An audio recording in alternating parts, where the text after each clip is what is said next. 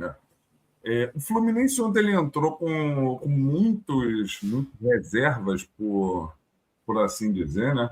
A gente entra com Fábio, Guga, Ignácio, Freitas e Arim, Bernal, Martinelli, Savarino, Ganso e Serna e Lúcio Acosta, né? Porque ficou ali aquele revezamento entre o Lúcio e o Ganso sobre quem fazia a posição mais à frente, quem fazia a posição um pouquinho mais atrás.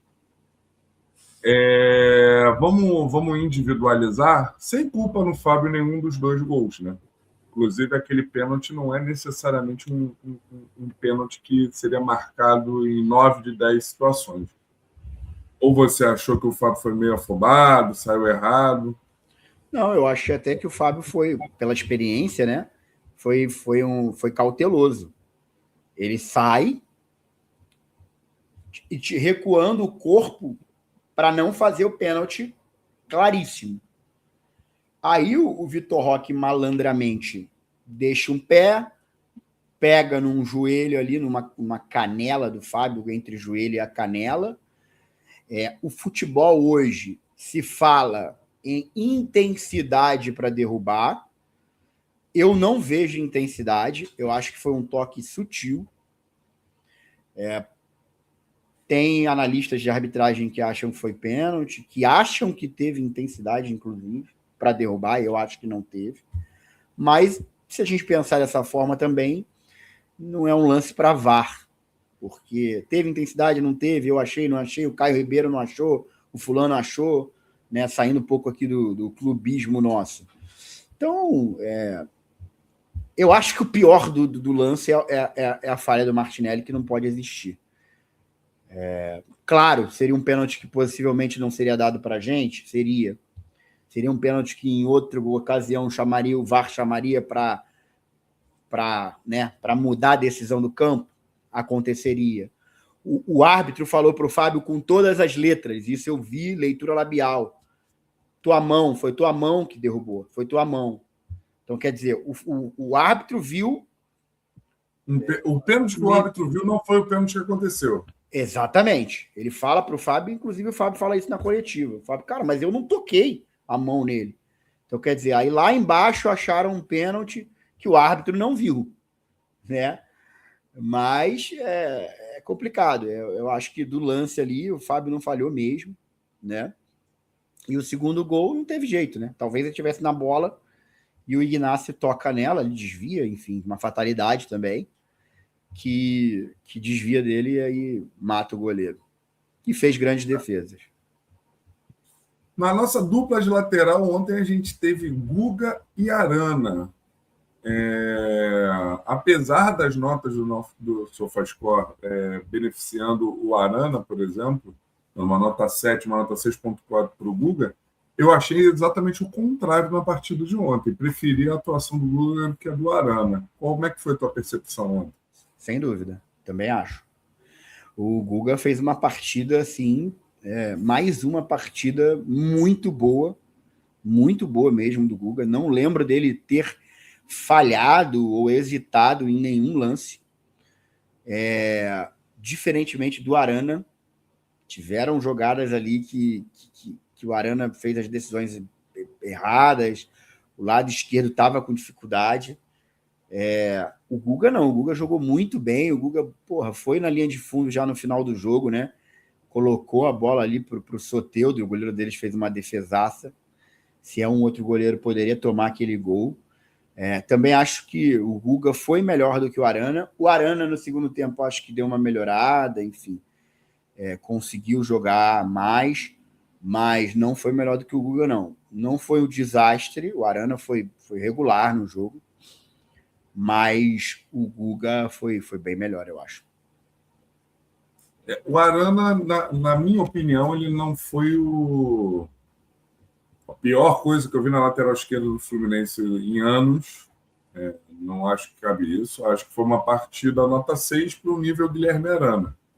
Só que errou algumas coisas assim que a gente não está acostumado nem a pensar que ele erraria. Passes de 1,5 m, entendimento de jogada, ele errou muita tabela com o Ganso, em que ele procurava o Ganso para poder sair jogando, principalmente no segundo tempo, em que ele corria para o lado errado, É.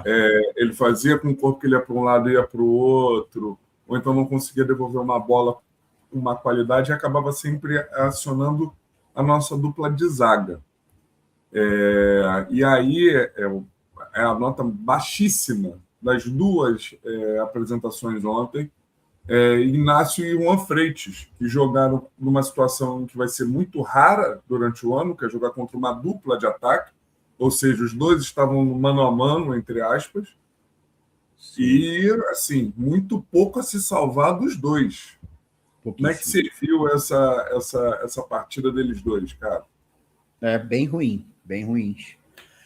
Foi uma partida que liga cada vez mais um alerta gigantesco, né?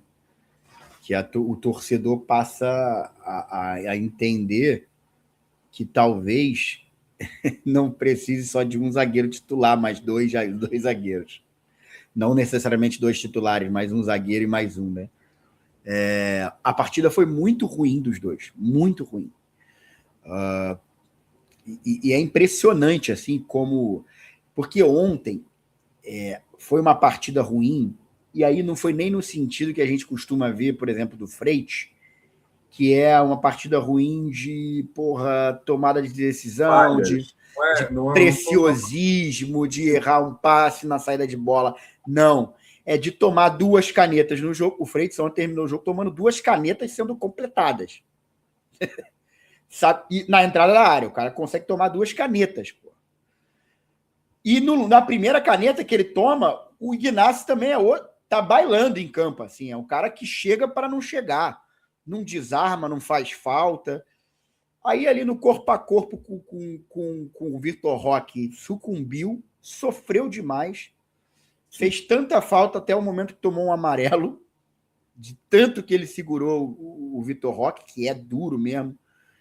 É muito parecido com o John Kennedy também, é assim, saber usar o corpo, né, e girar. O Vitor Roque ainda é mais forte, mas os dois fizeram uma partida... E fizeram uma partida muito ruim mesmo, assim. Bem preocupante em relação a isso, e eu acho que já passou da hora do Zubeldia... A partida ruim foi dos dois, né?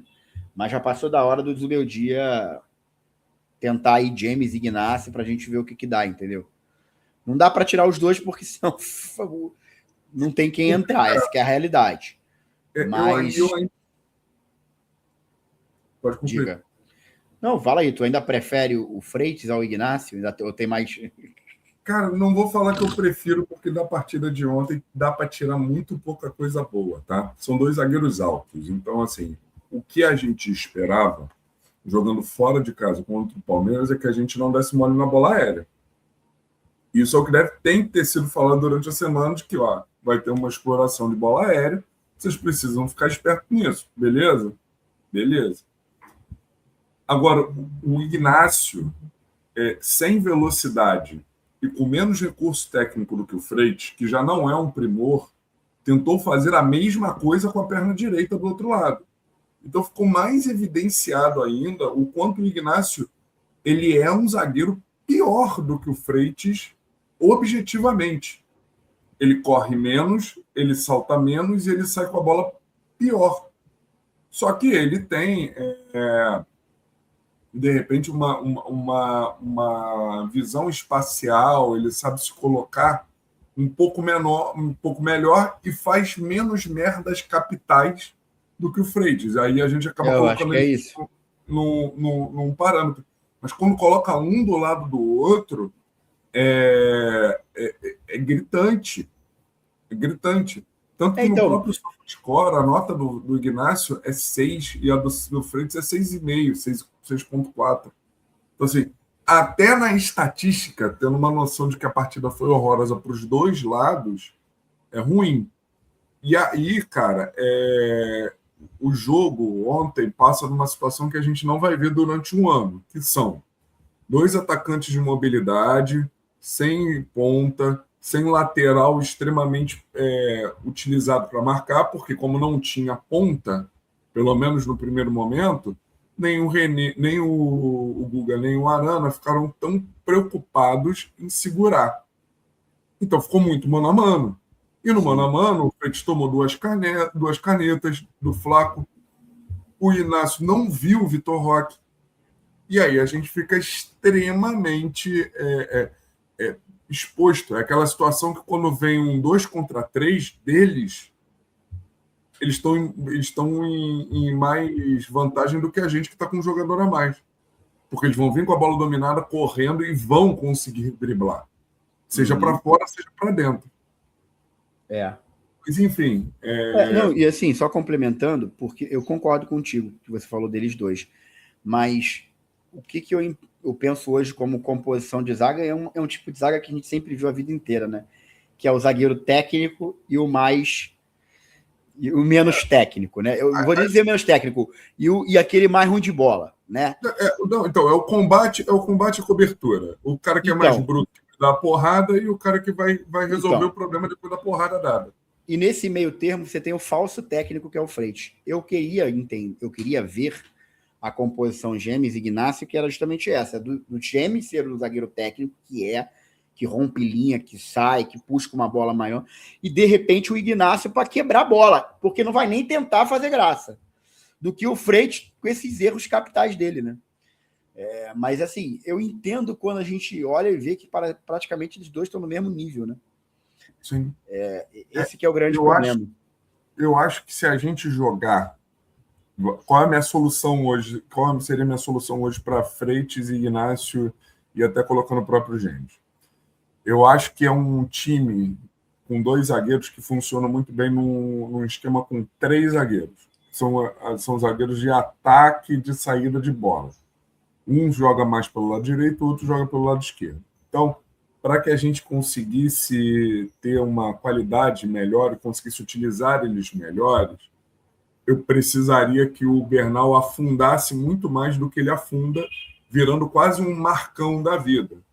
Aquele volante que vai para a linha dos zagueiros mesmo, e você fica, na hora do contra-ataque, você está com quase 3 zagueiros ali marcando. Mas não é a realidade. E, infelizmente, ontem, já passando para o meio de campo, o Bernal ainda sai machucado. Né?